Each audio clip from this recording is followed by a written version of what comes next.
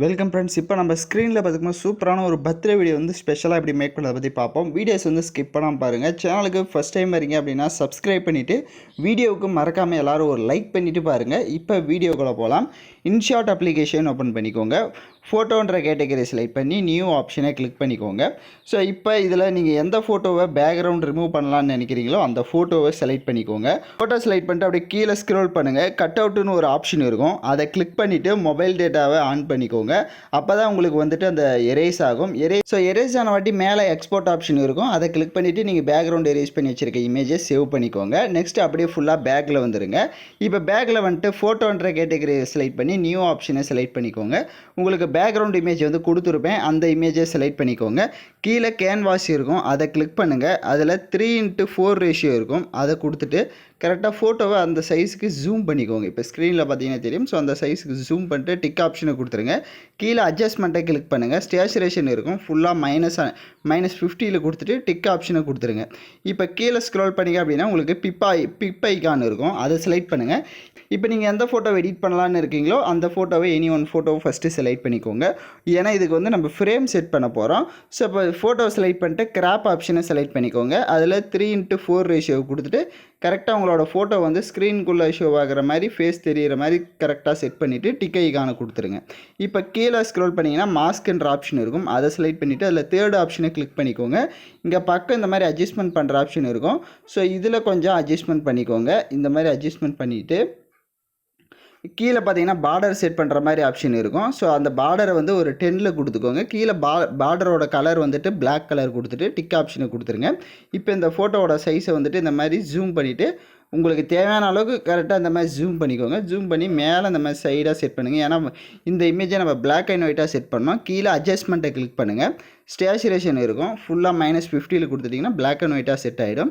இப்போ கீழே ஸ்க்ரோல் பண்ணிங்கன்னா உங்களுக்கு காப்பின்ற ஐகான் இருக்கும். அதை இந்த இமேஜை காப்பி பண்ணி இந்த மாதிரி சைடாக வந்து செட் பண்ணுங்கள்.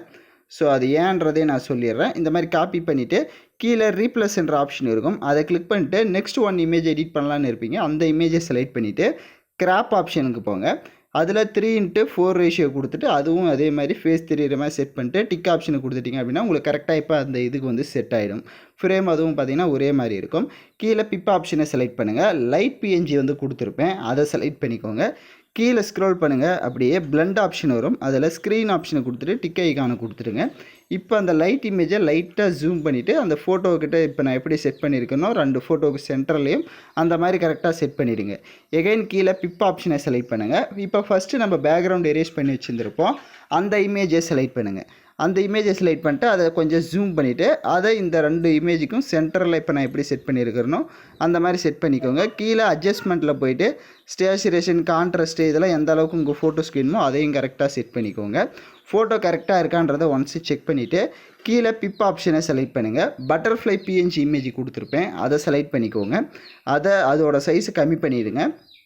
கம்மி பண்ணிவிட்டு அதை இந்த சைடில் இந்த மாதிரி செட் பண்ணுங்கள். இப்போ நான் எப்படி செட் பண்ணியிருக்கிறேனோ கரெக்டாக இந்த மாதிரி சைடாக வந்து இந்த மாதிரி செட் பண்ணிக்கோங்க. இப்போ அதையும் செட் பண்ணிட்டீங்க அப்படின்னா கீழே எகைன் பிப் ஆப்ஷன் இருக்கும். அதை செலக்ட் பண்ணுங்கள். ஹாப்பி பர்த்டேன்ற டெக்ஸ்ட் பிஎன்ஜி கொடுத்துருப்பேன்.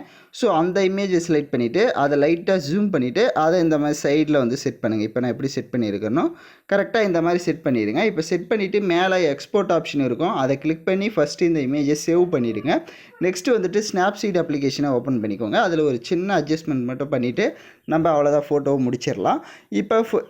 இப்போ ஸ்னாப்சீட் ஓப்பன் பண்ணிட்டு ப்ளஸ் ஐகான் மேலே கிளிக் பண்ணிங்கன்னா கேலரி ஓப்பன் ஆகும். கடைசி எடிட் பண்ண ஃபோட்டோவை செலக்ட் பண்ணுங்கள். கீழே டூல்ஸ் ஆப்ஷனை கிளிக் பண்ணுங்கள். ஃபஸ்ட்டு டியூன் இமேஜ்ன்ற ஆப்ஷனை செலக்ட் பண்ணிவிட்டு அதில் நிறையா செட்டிங் இருக்கும். ஸ்டேச்சுரேஷன் அப்புறமா உங்கள் ஃபோட்டோஸ்க்கு லைட்டாக நீங்கள் ஒவ்வொரு செட்டிங்குமே இன்க்ரீஸ் பண்ணி பார்த்தீங்க அப்படின்னாலே உங்களுக்கே டிஃப்ரென்ஸ் தெரியும். அதுபடி கரெக்டாக எந்தெந்த செட்டிங்ஸ்லாம் வேணுமோ அதுக்கேற்ற மாதிரி செட் பண்ணிட்டு டிக் ஆப்ஷனை கொடுத்துருங்க. கீழே டூல்ஸை கிளிக் பண்ணுங்கள். டிடிஎல்னு இருக்கும். டிடிஎலை லைட்டாக இன்க்ரீஸ் பண்ணிக்கோங்க. இன்க்ரீஸ் பண்ணிட்டு டிக் ஆப்ஷனை கொடுத்துருங்க. எகைன் கீழே டூல்ஸை கிளிக் பண்ணுங்கள். போர்ட்ரைட்னு இருக்கும். அந்த போர்ட்ரைட் ஆப்ஷனை செலக்ட் பண்ணிக்கோங்க. அதில் பார்த்தீங்கன்னா கீழே ஃபேஸ் ஐகான் போட்டு ஒரு ஆப்ஷன் இருக்கும். அதில் ஃபஸ்ட்டு இங்கே பார்த்தீங்கன்னா உங்களுக்கு கலரிங் வந்து சேஞ்ச் பண்ணுற மாதிரி இருக்கும். அது ஃபேஸ் கலரு. அது எதுவும் வேணான்னா நன்னில் கொடுத்துருங்க. அப்படியே லைட்டாக அதிலே ஸ்க்ரோல் பண்ணிங்கன்னா ஸ்கின் ஸ்மூத்துன்னு வரும். ஸ்கின் ஸ்மூத்தை மட்டும் ஃபுல்லாக இன்க்ரீஸ் பண்ணுறதா தான் இன்க்ரீஸ் பண்ணிட்டு டிக் ஆப்ஷனை கொடுத்துக்கோங்க. இப்போ கீழே எக்ஸ்போர்ட் ஆப்ஷனை கிளிக் பண்ணி இந்த இமேஜை சேவ் பண்ணிக்கோங்க. ஸோ அவ்வளோதான், நம்ம ஃபோட்டோஸ் வந்து சூப்பராக வந்து மேக் பண்ணியாச்சு. இப்போ லாங் ப்ரெஸ் பண்ணி பார்த்தீங்கன்னா உங்களுக்கு டிஃப்ரென்ஸ் தெரியும், ஃபஸ்ட்டு இருந்ததுக்கும் இப்போ இருக்கிறதுக்கும் டிஃப்ரென்ஸு. ஸோ யாரெல்லாம் பர்ஃபெக்டாக எடிட் பண்ணிங்களோ அவங்களாம் மறக்காமல் கமெண்ட் பண்ணுங்கள். யாருக்காவது எடிட் பண்ண தெரில, உங்களுக்கு எடிட் பண்ணி தரணும் அப்படின்னா நம்மளுடைய வாட்ஸ்அப் குரூப்பில் வந்து நமக்கு பர்சனலாக கமெண்ட் பண்ணி தாங்க, நானே உங்களுக்கு எடிட் பண்ணி தரேன். ஸோ தேங்க்யூ ஃபார் வாட்சிங் திஸ் வீடியோ.